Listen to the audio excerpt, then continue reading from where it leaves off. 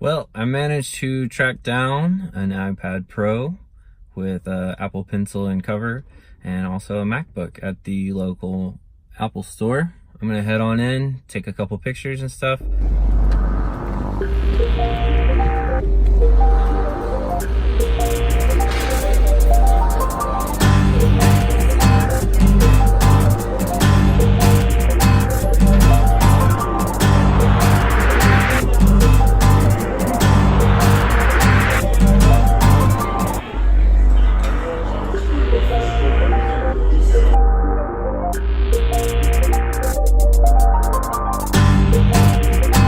Picked up all of my stuff from the Apple store. I was able to track stuff down.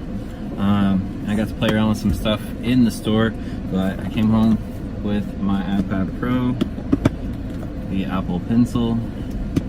I also got the smart keyboard. And then I also got the MacBook Air, so we can kind of put stuff through its paces at home for this week. See if one of them is better than the other. I got to play with them a little bit inside the store, and the MacBook Air felt like a MacBook.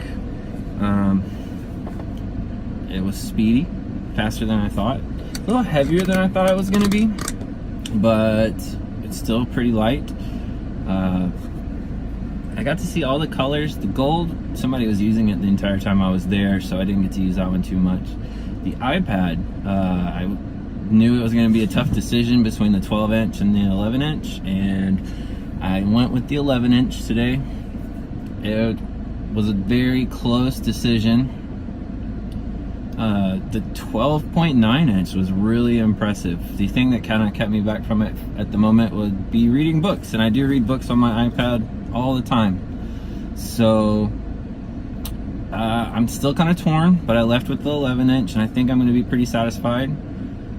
And I'll let you guys know how it goes. Stay tuned to the blog, to the website, jswordsmith.com, and I'll keep you posted.